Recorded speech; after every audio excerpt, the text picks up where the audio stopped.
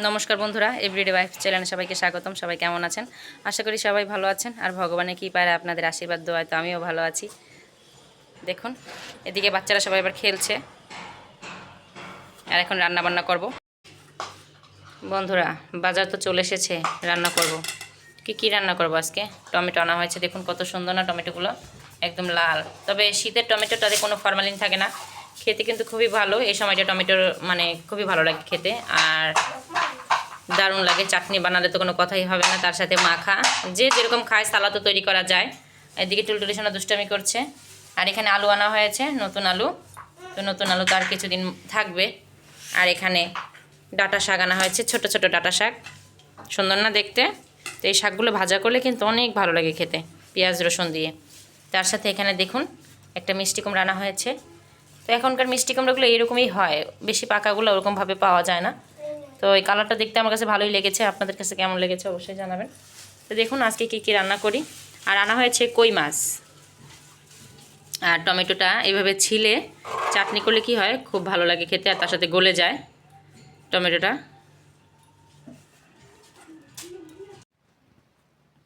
মিষ্টি কুমড়োটাকে একদম ছোট ছোট গোট গোট করে কেটে দিয়েছে আমার যা। তো এটাকে ধুয়ে একদম পরিষ্কার করে নিয়েছি আমি। এটাকে অনেকে বলে কুমড়োর ছক্কা। আর এখানে টমেটো কোচানো হয়েছে চাটনির জন্য, আর লেবু চাটনিতে দিব। তার সাথে মসুরের ডাল রান্না মানে ভুনা করব, তার জন্য পেঁয়াজ আর রসুন কেটে নেওয়া হয়েছে। আর ওখানে আলুটা হচ্ছে কই মাছ আনা হয়েছে, তো কই মাছ রান্না করব, তো আলু দিয়ে ঝোল করব। আর এখানে কুমড়ো ভাজা বসাবো, তার জন্য এখানে শুকনো মরিচ দিয়ে দিয়েছি।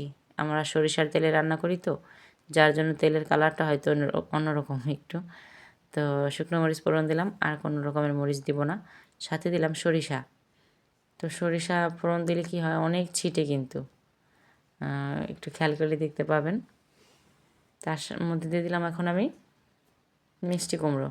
তো মিষ্টি কুমড়োটাকে আমি দিয়ে দিব তেলের মধ্যে। এখানে আমি কোনো কাঁচামরিচ দিব না, এই শুকনো মরিচ ফোড়নটাতে হয়ে যাবে। মিষ্টি কুমড়ো ভাজাতে কিন্তু ঝাল বেশি হলে ভালো লাগে না। এখন আমি একটু নেড়ে চেড়ে দেবো ভালোভাবে। এর মধ্যে দিয়ে দিব পরিমাণ মতো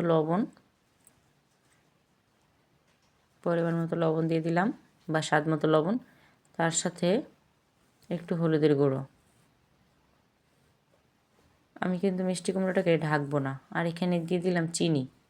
তো এখনকার মিষ্টি কুমড়া তেমন একটা মিষ্টি হয় না, যার জন্য হচ্ছে আমি চিনিটা দিলাম। আর যদি মিষ্টি কুমড়াটা মিষ্টি হতো তাহলে চিনিটা দেওয়া লাগতো না। আর এখানে কড়াই বসিয়ে দিয়েছি আমি, দেখুন কড়াই গরম হয়ে গেছে। দিয়ে দিলাম সরিষার তেল। তো তেলটা গরম হোক। এর মধ্যে দিয়ে দিলাম দুটো শুকনো মরিচ। এখানে আমি ডাল ভুনা করব। তো শুকনো মরিচ ভাজা ছিল, সকালে আলু মাখার জন্য ভেজেছিল, তো ওটাও দিয়ে দিলাম। তার সাথে পেঁয়াজ আর রসুন কুচানো দিয়ে দিলাম একসাথে তেলের মধ্যে, সুন্দর করে লাল করে ভেজে নেব আমি। পেঁয়াজটাকে লাল করে ভেজে নেব। তো লাল করে ভেজে নেওয়া হয়েছে, এর মধ্যে দিয়ে দিলাম আমি মসুরের ডাল। আর দিয়ে দিব এখন জিরে বাটা। জিরে বাটা দিয়ে দিলাম। জিরে বাটা দিয়ে একটু ভেজে নিয়েছি। আর এখন দিয়ে দেব পরিমাণ মতো লবণ, আর দিয়ে দেব হলুদের গুঁড়ো,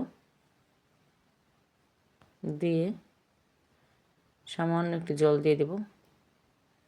ডালটাকে সুন্দরভাবে একটু কষিয়ে নেব হালকা করে। আর দিয়ে দেবো শুকনো বোম্বাই মরিচ, অনেকে নাগা মরিচও বলে। তো বোম্বাই মরিচ দিলে কী হয়, ডাল থেকে সুন্দর একটা ঘ্রাণ আসে, যার জন্য আমি বোম্বাই মরিচটা দিয়ে ডাল রান্না করি। বাসার সবাই খুব পছন্দ করে। তো প্রায় অর্ধেকটার বেশি দিয়ে দিয়েছি আমি বোম্বাই মরিচ। দিয়ে ডালটাকে কষিয়ে নেওয়া হয়ে গেছে আমার। এর মধ্যে দিয়ে দিব আমি পরিমাণ মতন জল, যতটুকু লাগবে। ভুনা করবো তো বেশি জল আমি দিব না, অল্প করেই জল দিব। তো দেখুন জল দিয়ে দিলাম। এদিকে আমার রান্না তো হয়ে গেছে ডাল। এর মধ্যে একটু ধনিয়া পাতা দিয়েছি, ধনিয়া পাতা দিয়ে নামিয়ে নেব আমি এখন। তো কেমন হয়েছে ডাল ভুনাটা দেখুন, আমরা এইভাবে ডাল ভুনা করি।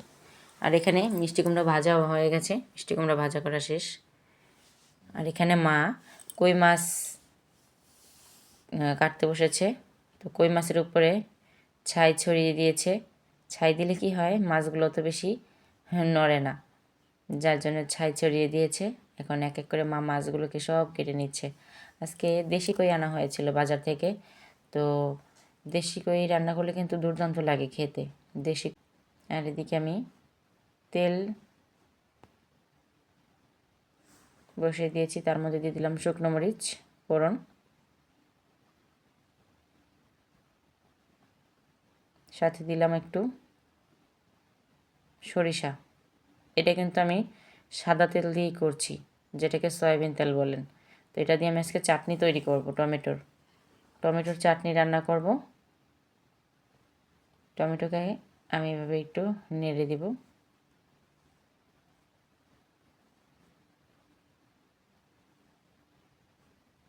টমেটোর মধ্যে দিয়ে দিব একটু পরিমাণ মতন লবণ। লবণ দিয়ে দিলাম। লবণ দিলে কি হয়, টমেটোটা খুব সুন্দরভাবে গলে যায়। তো আমি এটাকে ঢেকে দেব সুন্দরভাবে, একদম ঢেকে সুন্দরভাবে গলিয়ে নিব। তো গলানো তো কমপ্লিট। এখন আমি জল দিয়ে দিলাম পরিমাণ মতন, যতটুকু জল লাগে ততটুকুই দিয়ে দিলাম। এর মধ্যে দিয়ে দিব আমি মিশ্রি। তো বাতাসা মিশ্রি এগুলোতে চাটনি করলে কিন্তু দারুণ লাগে খেতে।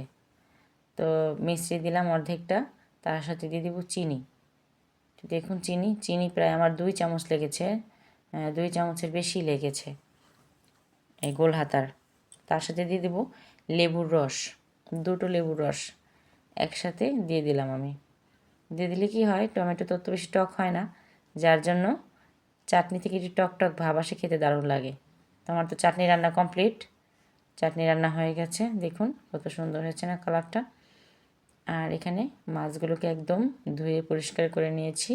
এর মধ্যে দিয়ে দিলাম আমি পরিমাণ মতো লবণ, আর দিয়ে দিলাম হলুদের গুঁড়ো। দিয়ে মাছটাকে খুব সুন্দরভাবে মেখে নিব। মাছটাকে হলুদ লবণ দিয়ে মেখে আমি মাছটাকে ভাজা বসিয়ে দিব। মাছগুলো আজকে ছোটো ছোটো ছিল খুব। তো এদিকে ভাজা বসিয়ে দিয়েছি মাছ। ভাজা তো প্রায় হয়ে এসেছে, তাড়াতাড়ি রান্নাবান্না কমপ্লিট করছি। দুপুরে সবাই খেতে বসে পড়বে, এই জন্য। মাছ তো ভাজা হয়ে গেছে, আমি এখন মাছগুলোকে নামিয়ে নিব। তো যা মাছ আনা হয়েছে সবগুলোই আমি নিয়ে নিয়েছি রান্না করার জন্য। মাছ আর একটু দিয়ে দেবো তেল কড়াইয়ের মধ্যে। সরিষার তেল তো অল্প করে দিয়ে ভেজে নিচ্ছি আমি। আর এখানে বাকি মাছগুলোকে দিয়ে দিলাম একসাথে, ভাজা হয়ে যাবে। মাছটা সুন্দর করে ভেজে নিলাম আমি। মাছটা বেশি কড়াও না বেশি হালকাও না, এরকম টাইপের করে ভাজতে হবে। ভাজা তো হয়ে গেছে, মাছ ভাজা নামিয়ে নিলাম আমি। দেখুন সব মাছ ভাজা হয়ে গেছে। এখন রান্না করব। তো ওই মাছ ভাজার তেলের মধ্যে তেল দিয়ে দিলাম, তার সাথে দিলাম একটু জিরে ফোড়ন, আর দিয়ে দিব আলু, কেটে রাখা ছোটো করা আলুগুলো দিয়ে দিলাম আমি।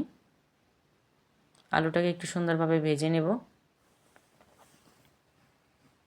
আলু তো ভাজা হয়ে গেছে। এর মধ্যে দিয়ে দেবো পেঁয়াজ বাটা, তার সাথে জিরে বাটা দিয়ে সুন্দরভাবে নেড়ে দিব, যেন মশলার কাঁচা গন্ধটা না থাকে।